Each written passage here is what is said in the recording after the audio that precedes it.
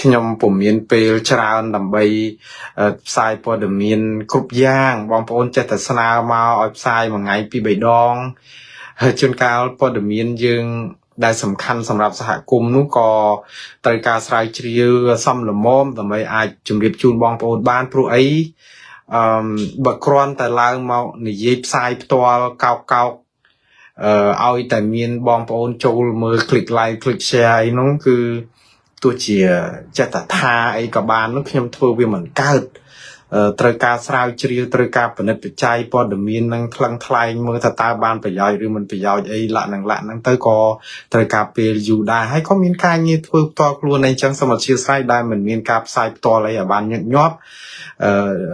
ទៅតាមការចង់បានតាមសំណុំពររបស់បងប្អូននោះតែយ៉ាងណា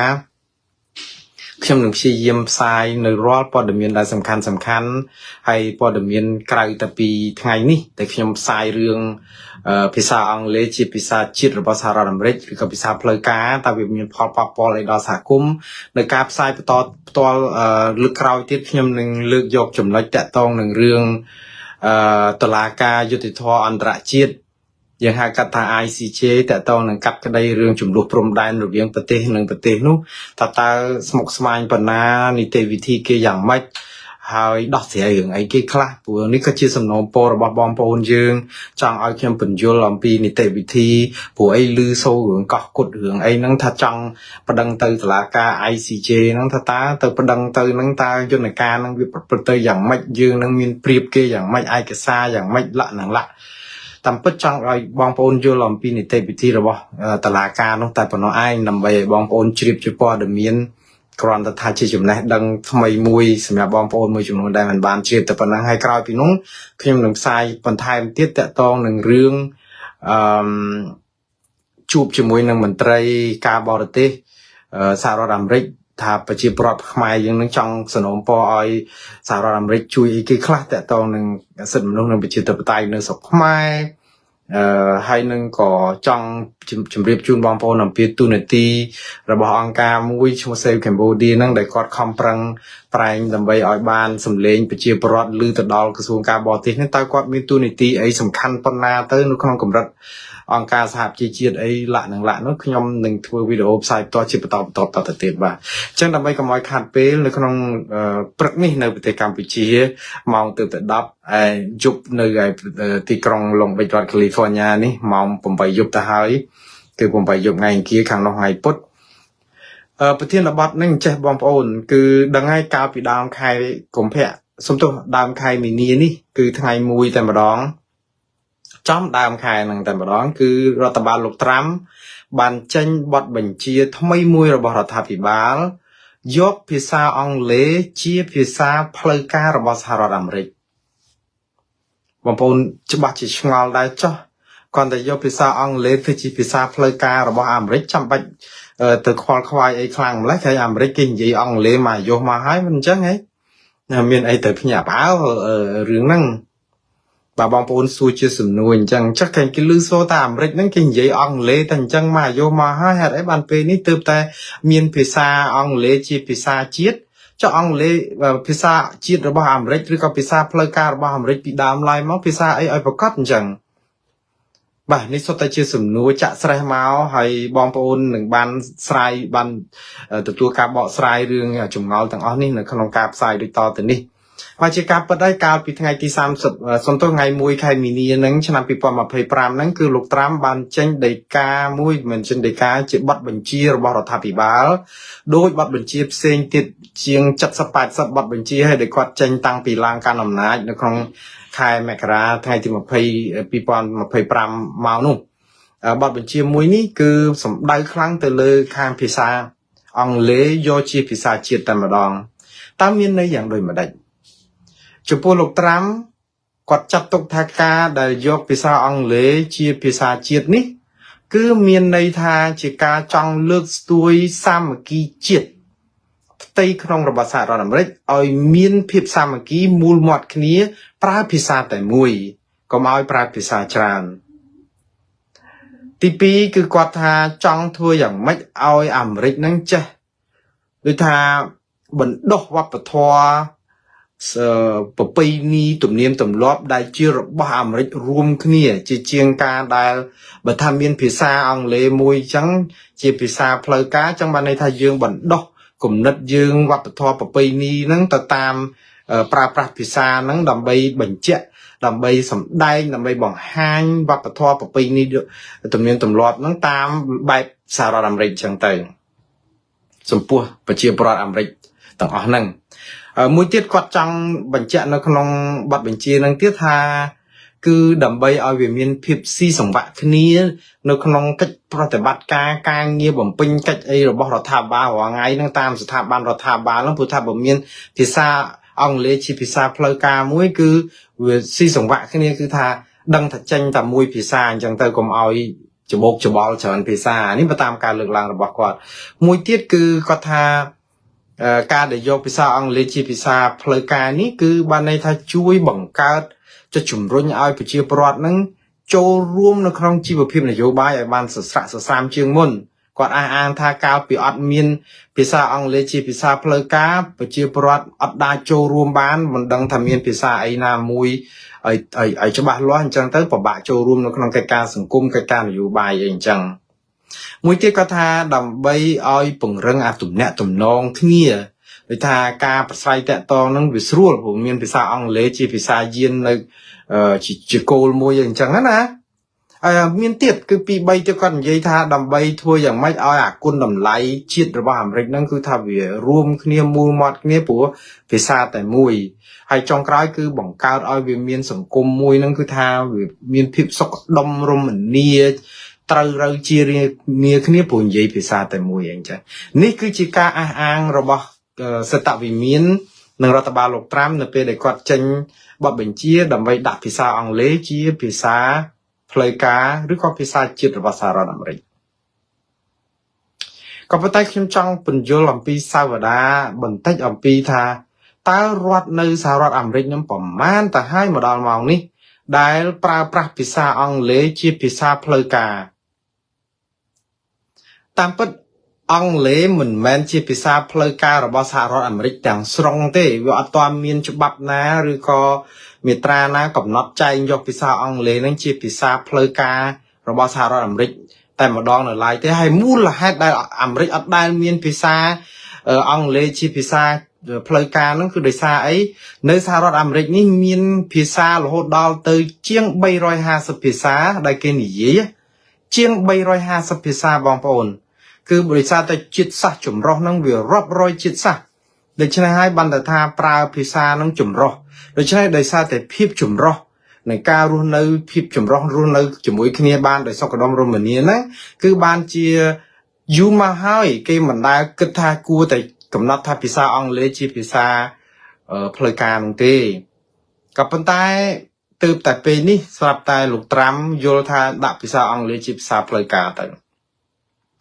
គ្រាន់តែដាក់បទបញ្ជានេះភ្លាមគឺបានន័យថាគាត់ទាត់ចោលបទបញ្ជាមុននោះដែល25ឆ្នាំហើយមានបទបញ្ជាមួយរបស់លោកអតីតប្រធានាធិបតីអាមេរិកលោក Bill Clinton គាត់បានបញ្ជាឲ្យយកចិត្តទុកដាក់ដោះស្រាយសម្រួលភាសាផ្សេងទៀតដើម្បីផ្ដល់សេវាដល់សហគមន៍ទាំងអស់នៅសហរដ្ឋអាមេរិកមិនថាពណ៌សម្បោជាតិសាសនាទេមកពីពូជសាសនាក៏ដោយដែលនៅសហរដ្ឋអាមេរិកគឺទទួលបានការយកចិត្តទុកដាក់ផ្នែកភាសានឹងដោយមិនកំណត់ថាតែភាសាអង់គ្លេសតែមួយទេអ្នកចង់បានសេវាភាសាខ្មែរគឺបានភាសាខ្មែរចង់បានភាសា Spanish អេស្ប៉ាញគឺបានភាសាអេស្ប៉ាញភាសាវៀតណាមកូរ៉េចិនថៃលក្ខណៈគឺមានសពបែបយ៉ាងអីចឹងទៅអានេះគឺជាដីកាបទបញ្ជារបស់លោក Bill Clinton កាលពីមុនឲ្យយកចិត្តទុកដាក់ទៅលើភាសាទូទៅអញ្ចឹងកុំកំណត់តែភាសាអង់គ្លេសតែមួយមុខដើម្បីឲ្យប្រជាពលរដ្ឋដែលអត់សូវចេះភាសាអង់គ្លេសទទួលបានផលនឹងការយកចិត្តទុកដាក់ឲ្យស្មើគ្នាដូចអ្នកចេះភាសាអង់គ្លេសដែរក៏ប៉ុន្តែលោកត្រាំបានទាត់ចោលបទបញ្ជារបស់លោក Bill Clinton ដែលមានវ័យរហូតបទបញ្ជាដែល25ឆ្នាំហ្នឹងគឺបោះចោលទាំងស្រុងហើយមានន័យថាយ៉ាងម៉េចមានន័យថាបទបញ្ជាថ្មីនេះនៅពេលដែលលោកត្រាំចាត់ទុកភាសាអង់គ្លេសជាភាសាផ្លូវការគឺស្ថាប័នជាតិបាទស្ថាប័នជាតិឬក៏ ទីភ្នាក់ងារស្ថាប័នដែលប្រើលុយជាតិថវិកាជាតិមានសិទ្ធិចង់ផ្ដល់សេវាបកប្រែក៏បានមិនចង់ផ្ដល់សេវាបកប្រែក៏អត់អីដែរវាខុសពីលើកមុនហាក់បីដូចជាកតាបកិច្ចដែរថាបើមានសេវាអីដើម្បីឲ្យប្រជាពលរដ្ឋជ្រាបគឺត្រូវតែមានជាភាសាសម្រាប់សហគមន៍ដែលនិយាយភាសានឹងផងដូចជាភាសាអេស្ប៉ាញភាសាខ្មែរភាសាអីអញ្ចឹងទៅណាទៅតាមលបាយនៃចំនួនប្រជាពលរដ្ឋដែលរស់នៅក្នុងតំបន់ជាក់ស្ដែងនឹងអញ្ចឹងក៏ប៉ុន្តែដោយការបទបញ្ជាថ្មីនេះគឺលែងយកចិត្តទុកដាក់រឿងនេះបានទៀតហើយមិនមែនថាលែងយកចិត្តទុកដាក់ផឹងទេគឺគ្រាន់តែថាសំដៅទៅលើថាស្ថាប័នដែលទទួលបានគម្រោងថវិកាជាតិឬក៏ស្ថាប័នរដ្ឋាភិបាលថ្នាក់ជាតិហ្នឹងគឺអាចជ្រើសរើសបានន័យថាបកប្រែក៏បានមិនបកប្រែក៏បាននៅក្នុងន័យនេះហើយបានជាសកម្មជនដែលឈឺឆ្អាលនៅក្នុងសិទ្ធិសេរីភាពរបស់ប្រជាពលរដ្ឋក្នុងការទទួលបានសេវាស្មើភាពគ្នាបើទោះបីជាមិនចេះនិយាយភាសាអង់គ្លេសហ្នឹងពួកគាត់តវ៉ាជំទាស់ណាស់ហើយបារម្ភមែនតើព្រោះខ្លាចថាស្ថាប័នរដ្ឋាភិបាលថ្នាក់ជាតិហ្នឹងគឺបានលេះពីប័ណ្ណបញ្ជាហ្នឹងគឺឈប់ផ្ដល់សេវាបកប្រែឲ្យប្រជាពលរដ្ឋដែលអត់សូវចេះភាសាអង់គ្លេសហ្នឹងតែម្ដងហើយវាប៉ះពាល់មិនមែនតែសហគមន៍អេស្ប៉ាញសហគមន៍វៀតណាមសហគមន៍កូរ៉េថៃអីទេដែលអត់សូវចេះភាសាអង់គ្លេសគឺវាប៉ះពាល់ដល់សហគមន៍ខ្មែរយើងផងដែរបើសិនជាស្ថាប័នដែលចាយលុយរបស់ថវិកាជាតិហ្នឹងគាត់សម្រេចមិនផ្ដល់សេវាបែបហ្នឹងព្រោះគាត់លែងមានកាតព្វកិច្ចនៅក្នុងការផ្ដល់សេវាអីចឹងខ្ញុំនឹងនិយាយអំពីផលប៉ះពាល់បន្ថែមទៀតជាពិសេសសម្រាប់បងប្អូនខ្មែរដូចនៅទីក្រុង Lowell រដ្ឋ Massachusetts ឬបងប្អូនខ្មែរនៅទីក្រុង Philadelphia ឬនៅ Connecticut North Carolina ឬក៏នៅឯ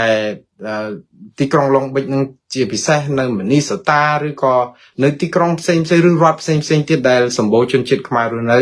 ហើយតើផលប៉ះពាល់នេះវាយ៉ាងដូចម្ដេចតទៅទៀតប៉ុន្តែមុននឹងដល់ចំណុចនេះខ្ញុំក៏សូមជម្រាបជូនបងប្អូនដែរថានៅសហរដ្ឋអាមេរិកនេះវាអត់ទាន់អីប្លែកទេបើអត់ទាន់មានភាសាសម្រាប់សហរដ្ឋអាមេរិកទាំងមូលដែលចាត់ទុកអង់គ្លេសជាភាសាផ្លូវការក៏ដោយដែលទៅពេលនេះលោកត្រាំចាត់ទុកថាជាភាសាផ្លូវការសម្រាប់ថ្នាក់ជាតិប៉ុន្តែមានរដ្ឋជាង30ទៅហើយគេបានយកភាសាអង់គ្លេសនឹងជាភាសាជាតិយូរហើយជាភាសាផ្លូវការយូរហើយបងប្អូនគឺសូម្បីរដ្ឋ California ហ្នឹងក៏នៅក្នុងរដ្ឋធម្មនុញ្ញរបស់រដ្ឋ California ខ្លួនឯងហ្នឹងតាំងពីឆ្នាំ1986ម៉េះបាទគឺ10ឆ្នាំក្រោយខ្ញុំកើតហ្នឹងគឺគេបានសម្រេចនិយាយទៅគឺបានន័យថាតាំងពី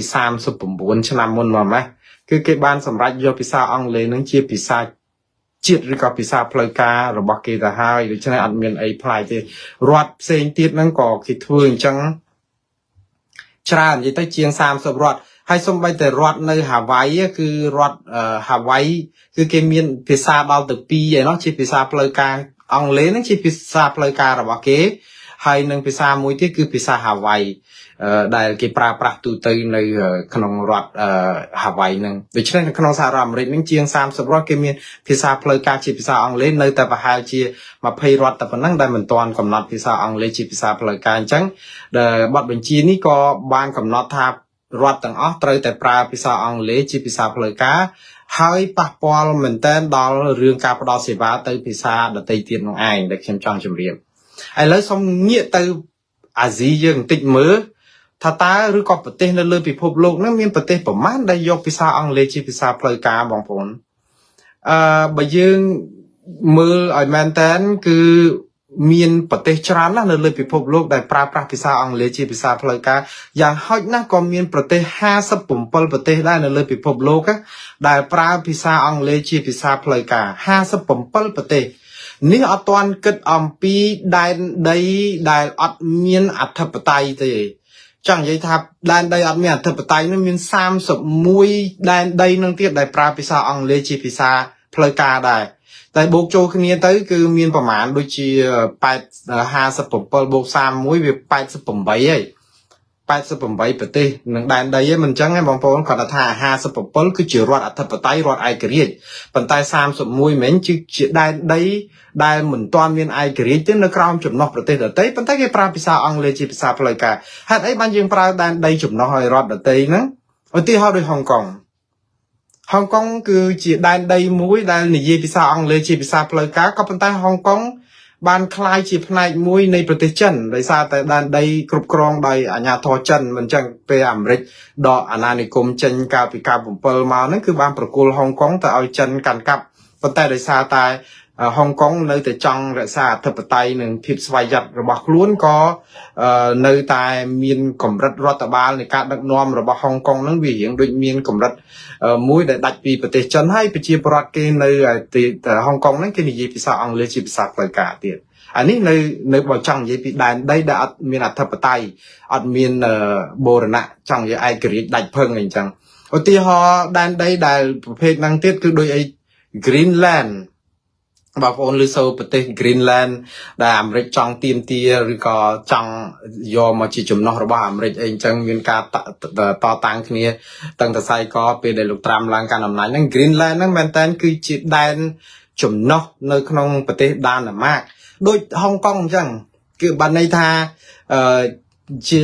ជាប្រទេសនៅក្នុងប្រទេសណាអត់ឯករាជ្យដាច់ភឹងទេហើយគាត់ប្រើភាសាអង់គ្លេសជាភាសាផ្លូវការដែរក្រៅពីហ្នឹងយើងមានដូចជាប៉ូតូរីកូក៏ជាដែនដីដែលមិនមានឯករាជ្យដាច់ភឹងដែរគឺជាចំណុះឲ្យសហរដ្ឋអាមេរិកអីចឹងទៅគេប្រើភាសាអង់គ្លេសជាភាសាផ្លូវការខ្ញុំគ្រាន់តែឲ្យឧទាហរណ៍ត្រួសថាភាសាអង់គ្លេសនិយាយជាផ្លូវការនៅក្នុងប្រទេសលើពិភពលោកចំនួន57ហើយនឹងដែនដែលមិនទាន់មានអធិបតេយ្យឬក៏ឯករាជ្យដាច់ហ្នឹង31ទៀតអញ្ចឹង88ប្រទេសបើយើងនិយាយទៅស្ទើរតែ88ប្រទេសដែលប្រើភាសាអង់គ្លេសជាភាសាផ្លូវការចុះនៅអាស៊ីអាគ្នេយ៍យើងជាពិសេសតំបន់អាស៊ានប្រទេសណាខ្លះដែលប្រើអង់គ្លេសជាភាសាផ្លូវការបងប្អូនបាទជាការពិតហើយគឺប្រទេសសិង្ហបុរីនេះគឺនៅតំបន់អាស៊ីគឺគេប្រើភាសាអង់គ្លេសគឺជាភាសាផ្លូវការមិនមែនមានផ្លូវការតែមួយទេសិង្ហបុរីមានភាសាផ្លូវការរបស់ខ្លួនរហូតដល់ទៅ4ហើយនោះបងប្អូនមានន័យគេខ្លះមានយ៉ាងអង់គ្លេសហ្នឹងគឺទី2គឺម៉ាឡេហើយមានភាសាចិនម៉ាន់ដារិនបាទហើយនឹងតាមិលអញ្ចឹងភាសាទាំង4ហ្នឹងគឺជាភាសាផ្លូវការរបស់គេចុះហ្វីលីពីនយ៉ាងម៉េចដែរហ្វីលីពីនក៏មានភាសាផ្លូវការពីរដែរមួយគឺអង់គ្លេសមួយទៀតគឺហ្វីលីពីនភាសាហ្វីលីពីនដែលយកលំនាំតាមភាសាតាកាឡុកដែលយើងឃើញថាជាភាសាជាតិរបស់គេប៉ុន្តែភាសាផ្លូវការគឺជនជាតិហ្វីលីពីននិយាយភាសាអង់គ្លេសទាំងនៅក្នុងប្រព័ន្ធអប់រំសិក្សាធិការឬក៏ស្អីនឹងផ្លូវការនឹងច្រើនដែលជាភាសាអង់គ្លេសដែរប្រទេសប្រុយណេក៏អញ្ចឹងដែរគឺប្រើភាសាពីរផ្លូវការមួយគឺម៉ាឡេគឺផ្លូវការទី2គឺភាសាអង់គ្លេសអានេះគឺយើងឃើញថាភាសាអង់គ្លេសហ្នឹងគេប្រើរបៀបជាផ្លូវការអញ្ចឹងច្រើនដែរនៅក្នុងអាស៊ីយើងហើយនៅប្រទេសកម្ពុជាយើងមានភាសាខ្មែរជាភាសាផ្លូវការហើយជាភាសាជាតិទៀតក៏ប៉ុន្តែបងប្អូនមានចាំទេកាលពីជំនាន់កាត់ក្តីខ្មែរក្រហមនៅសាលាក្តីខ្មែរក្រហម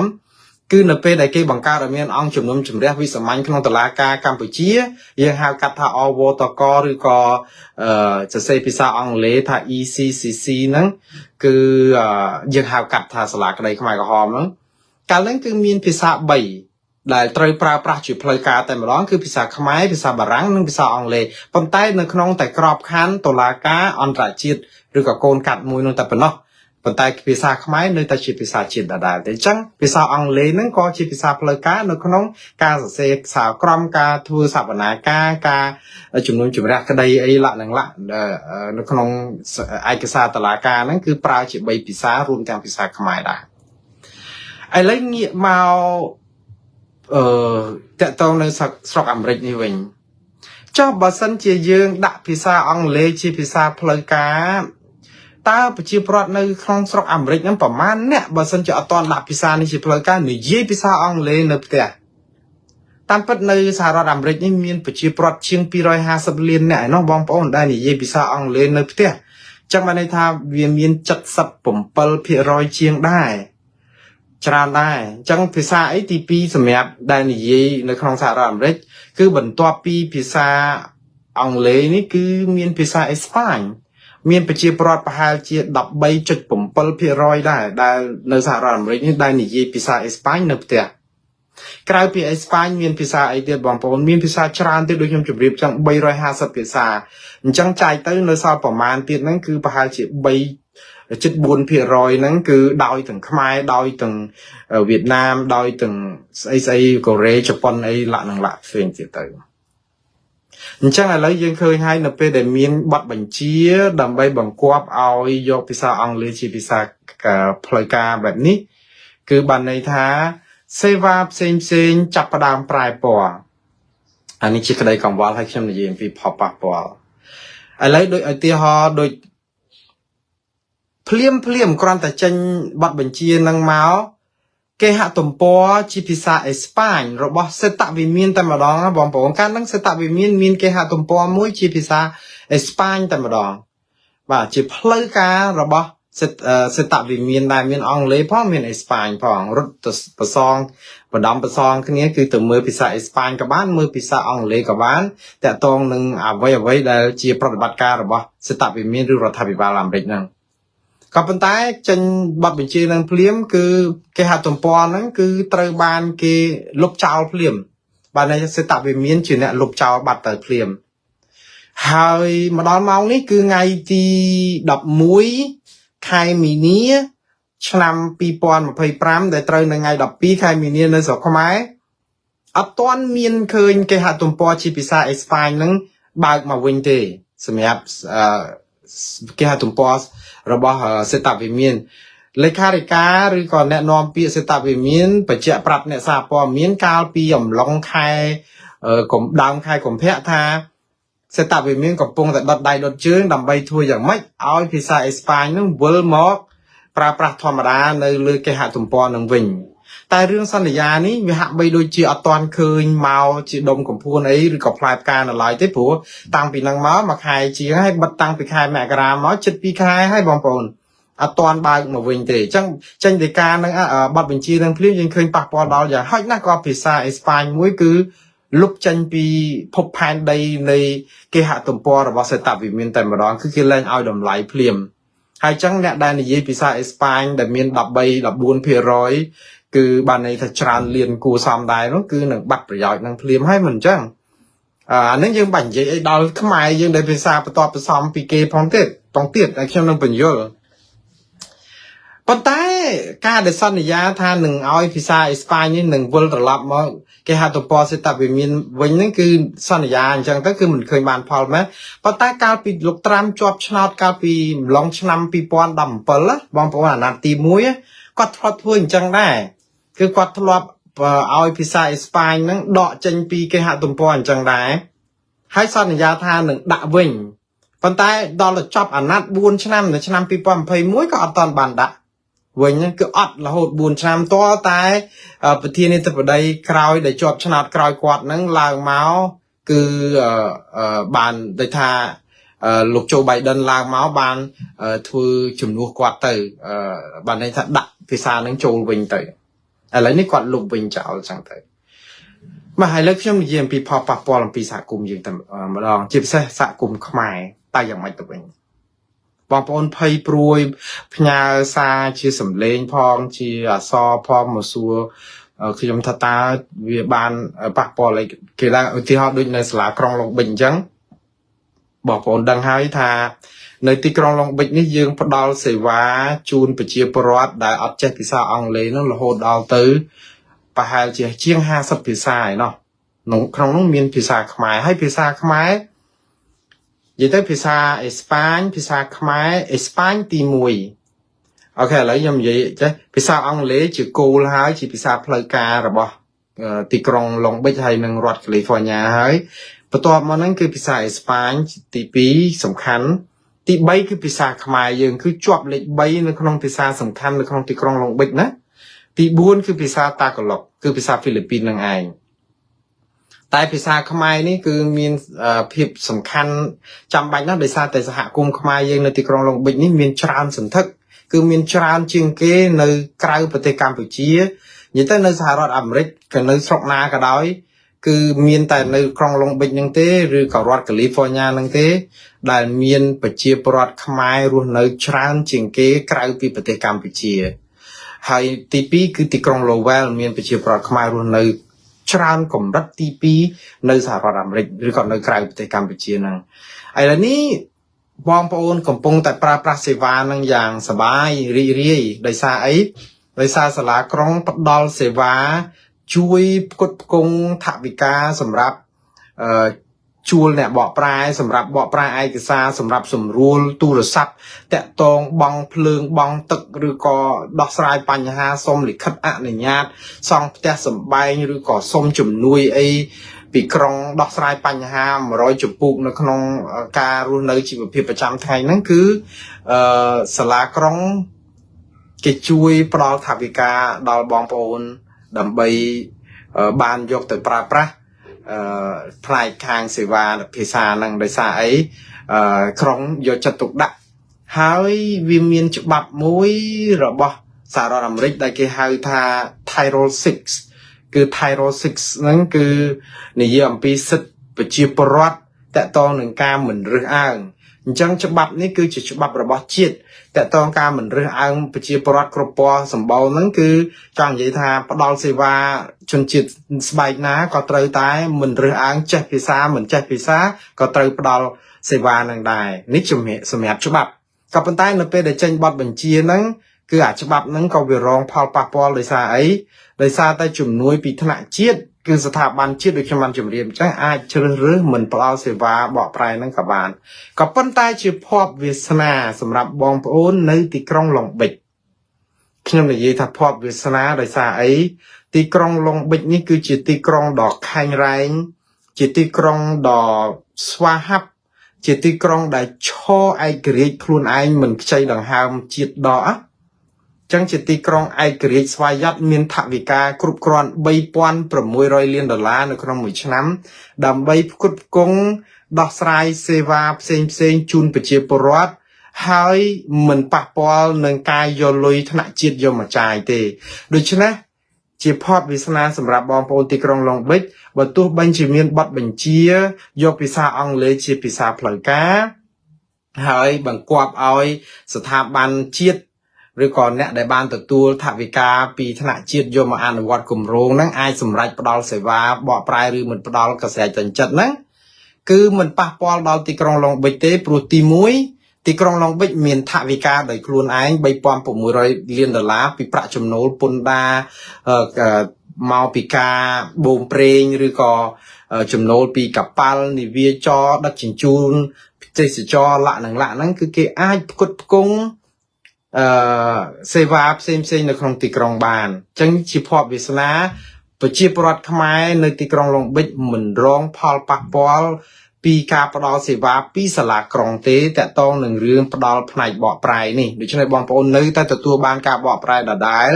បងប្អូនចង់បញ្ចេញយោបល់នៅសាលាក្រុងចង់ជួបមន្ត្រីចៅសង្កាត់អីចង់និយាយពីកង្វល់អីប្រាប់ពួកគាត់បងប្អូនអាចធ្វើបានតាមការគួរគឺមិនប៉ះពាល់ទេនេះគឺជាសំណាងល្អប៉ុន្តែខ្ញុំអត់ដឹងថាបងប្អូននៅ North Carolina នៅ Lowell ឬក៏នៅទីផ្សេងទៀតនឹងរងផលប៉ះពាល់យ៉ាងម៉េចតើតើនឹងផ្នែកភាសានឹងដែរទេព្រោះខ្ញុំមិនទាន់បានស៊ីជម្រៅពីផលប៉ះពាល់នេះខ្ញុំគ្រាន់តែនិយាយអំពីទីក្រុងឡុងបិចប៉ុន្តែបើសិនជាដូចជានៅរដ្ឋ Massachusetts ឬទីក្រុង Lowell ដែលមានតំណាងរាស្ត្រខ្មែរច្រើនដែរគាត់តស៊ូមតិដើម្បីធ្វើយ៉ាងម៉េចរក្សាការផ្ដល់សេវាបកប្រែហ្នឹងកុំឲ្យរងផលប៉ះពាល់ជូនដល់ប្រជាពលរដ្ឋខ្មែរនៅទីនោះឲ្យនៅដដែលខ្ញុំជឿថាបងប្អូនខ្មែរនៅទីនោះក៏នៅតែមានសំណាងដូចបងប្អូននៅទីក្រុងឡុងបិចយើងដែរហើយនៅទីផ្សេងទៀតក៏ដោយគឺបានន័យថាបងប្អូនអាចនឹងតស៊ូមតិខ្លួនឯងដើម្បីទាមទារសូមឲ្យគេយកចិត្តទុកដាក់ដល់ការផ្ដល់សេវាបកប្រែជូនបងប្អូននៅក្នុងសហគមន៍ព្រោះអីទៅពេទ្យឬក៏ត្រូវការជំនួយអីផ្សេងរឿងសាលារៀនរឿងកូនរៀនអីយ៉ាងណាចង់តាមដានការសិក្សារបស់កូនហើយយើងអត់ចេះអង់គ្លេសពិបាកបងប្អូនបើមានសេវាផ្ដល់ការបកប្រែហ្នឹងក៏វាស្រួលឧទាហរណ៍ឲ្យបងប្អូនប្រឡងបានបើកបប្រឡងដៃចកោតប្រឡង ច្បាប់ចរាចរណ៍អីហ្នឹងបើសិនជាគ្មានសេវាបកប្រែបងប្អូនអាចនឹងលំបាកមែនតើព្រោះអីបងប្អូនខ្មែរយើងមកសហរដ្ឋអាមេរិកនេះតាំងពីជំនាន់ទសវត្សរ៍ឆ្នាំ80អីណោះដើមឆ្នាំ80អីណោះបងប្អូនខ្លះមក40ឆ្នាំជាងហើយបងប្អូនអត់ចេះនិយាយភាសាអង់គ្លេសសោះហើយខ្ញុំអត់បន្ទោសបងប្អូនរឿងការអត់ចេះនិយាយភាសាអង់គ្លេសទេព្រោះអីកាលពីមកពីខ្មែរនឹងជួនកាលអត់បានរៀនសូត្រអីទេកន្លែងតែទូលតែបង្វិចរត់កាត់គ្រាប់គ្រាប់ផ្លោងគ្រាប់អីហ្នឹងមានបានពេលណាទៅរៀនសូត្រដូចថាវាបាត់បង់អាការកុំថាឡើយទៅរៀនអង់គ្លេសបងប្អូនរៀនតែភាសាខ្មែររៀនអត់ទាំងបានចប់ថ្នាក់ស្រួលបួលផងហ្នឹងដូច្នេះនៅពេលដែលមកដល់ស្រុកនេះតើតើឲ្យចូលសាលាទៅរៀនមិនតាន់គេអីអញ្ចឹងទៅហើយណាមួយជីវភាពត្រូវមើលថែកូនចៅអីផងរកការងារធ្វើអីដើម្បីផ្គត់ផ្គង់គ្រួសារទៅក៏ចិត្តតែរំលងអារៀននឹងរហូតទៅក៏អត់អាចរៀនអីចេះបានចេះតែភាសាខ្មែរដូច្នេះហើយបានជាគេផ្ដល់ជាថាច្បាប់និយាយពីសិទ្ធិសេរីភាពរបស់ប្រជាពលរដ្ឋ Title 6ហ្នឹងគឺបានន័យថាផ្ដល់សេវាហ្នឹងឲ្យបងប្អូនប្រជាពលរដ្ឋអីតាក៏ប៉ុន្តែដោយសារតែប័ណ្ណបញ្ជាថ្មីហ្នឹងវាអាចប៉ះពាល់ដល់សេវាហ្នឹងដោយផ្នែកបើសិនជាស្ថាប័នរបស់រដ្ឋាភិបាលឬថ្នាក់ជាតិហ្នឹងគឺសម្រេចមិនចង់ផ្ដល់សេវាបកប្រែដើម្បីសន្សំលុយឬក៏ដើម្បីកាត់បន្ថយពេលវេលាបកប្រែអីច្រើនសាំញ៉ាំអីហ្នឹងគឺបានន័យថាគេអាចសន្សំលុយបានប៉ុន្តែអ្នកដែលបាត់ប្រយោជន៍ច្រើនគឺបងប្អូនប្រជាពលរដ្ឋដែលអត់ចេះនិយាយភាសាអង់គ្លេសក៏ប៉ុន្តែនៅក្នុងន័យនេះក៏រដ្ឋាភិបាលថ្មីនេះក៏អាចបញ្ជាក់ថាបើអ្នកឯងមកនៅអាមេរិកគឺត្រូវចេះនិយាយអង់គ្លេសណែន័យហ្នឹងក៏អាចក្នុងន័យអញ្ចឹងដែរណាបងប្អូនគឺដូចថាបង្ខំប្រជាពលរដ្ឋឲ្យត្រូវតែនិយាយភាសាអង់គ្លេសព្រោះបើអត់ចេះភាសាអង់គ្លេសនៅអាមេរិកធ្វើអីនៅក្នុងន័យអញ្ចឹងណាប៉ុន្តែមែនតើទៅបងប្អូនខ្មែរយើងមកកណោយើងរស់នៅសុខសាន្ត30-40ឆ្នាំមកហើយបាត់ចេះអង់គ្លេសមួយម៉ាត់ក៏ដោយប៉ុន្តែនៅតែទទួលបានការយកចិត្តទុកដាក់អញ្ចឹងហេតុអីបានជាយើងទៅធ្វើឲ្យអាសេវាហ្នឹងបាត់បង់ទៅវិញអញ្ចឹងបងប្អូនចេះតែសួរដែរក៏ប៉ុន្តែយ៉ាងណាបងប្អូនយើងនឹងតាមដានបន្តទៅទៀតដោយសារអីដីកានេះគឺបទបញ្ជានេះគឺអនុញ្ញាតសិទ្ធឲ្យស្ថាប័នដែលទទួលបានជំនួយរបស់ថ្នាក់ជាតិហ្នឹងសម្រាប់ខ្លួនឯងជឿថាបើស្ថាប័នថ្នាក់ជាតិហ្នឹងគាត់នៅមានបេះដូងមានចិត្តមេត្តាឬក៏មនុស្សធម៌នៅក្នុងខ្លួនគាត់អាចនឹងបន្តផ្ដល់សេវាហ្នឹងឲ្យបងប្អូនប្រជាពលរដ្ឋយើងដែលត្រូវការសេវាបកប្រែហ្នឹងតទៅទៀតហើយបើពួកគាត់គិតថាជាការរំខានគាត់មិនឲ្យក៏មិនដឹងធ្វើយ៉ាងម៉េចក៏ប៉ុន្តែប្រជាពលរដ្ឋយើងទាំងអស់គ្នាក៏មិនត្រូវនៅស្ងៀមដែរព្រោះយើងអាចតស៊ូមតិដើម្បីទាមទារឲ្យគេយកទឹកចិត្តទុកដាក់ដល់សហគមន៍យើងទៅព្រោះអីបើបងប្អូនអាចរៀនភាសាអង់គ្លេសចេះក៏ជាការល្អប៉ុន្តែពេលខ្លះបងប្អូនចាស់អាយុ70-80ទៅហើយនឹងទៅរៀនអីបងប្អូនចិត្តតែអំពូយាយតានឹងគាត់និយាយមកថាអានាងអើយចូលទៅឡោកហើយកុំថាឡើយដល់រៀនអង់គ្លេសសូម្បីតែចាំឈ្មោះចៅនឹងចាំមិនអស់ផងអានច្រឡំហៅឈ្មោះចៅច្រឡំតែរហូតអញ្ចឹងទៅរៀនស្អីចាំវាដូចថាវាដូចចាក់ទឹកលើក្បាលទីអញ្ចឹងណាវាអត់ចេះចាំអីទេអញ្ចឹងចង់និយាយភាសាខ្មែរហើយនៅតែចង់ទទួលបានផលកម្រៃ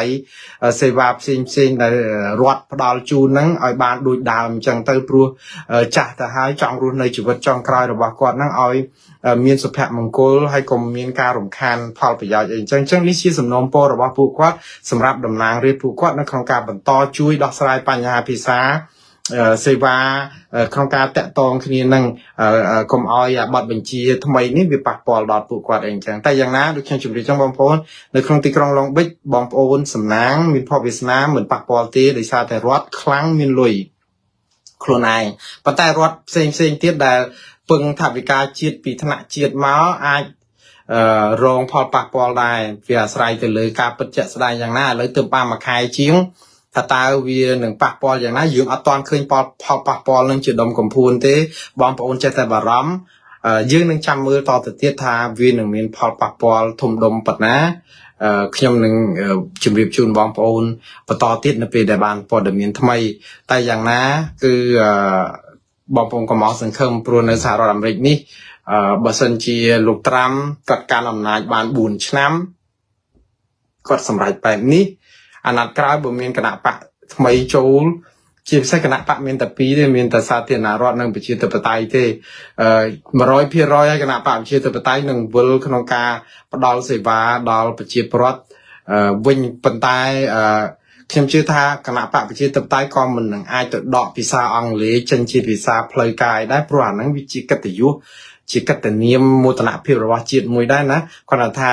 ត្រូវតែមានបបបញ្ជាមួយថ្មីទៀតដើម្បីចែងប្រាប់ថាបង្គាប់ឲ្យផ្ដល់សេវាបកប្រែភាសាហ្នឹងឲ្យបានសស័កសស្រាំដូចមុនអញ្ចឹងទៅគាត់ថាយកភាសាអង់គ្លេសជាភាសាផ្លូវការឬភាសាជាតិតែសេវាបកប្រែសម្រាប់អ្នកដែលគ្នាអត់ចេះភាសាអង់គ្លេសហ្នឹងគឺនៅតែផ្ដល់ឲ្យយ៉ាងសន្ធឹកសន្ធាប់ឲ្យដូចទម្លាប់ដែលធ្លាប់ធ្វើពីមុនអញ្ចឹងទៅនៅក្នុងនេះវាអាចរដ្ឋបាលថ្មីហ្នឹងគេអាចចេញបទបញ្ជាបែបហ្នឹងក៏ថាបាន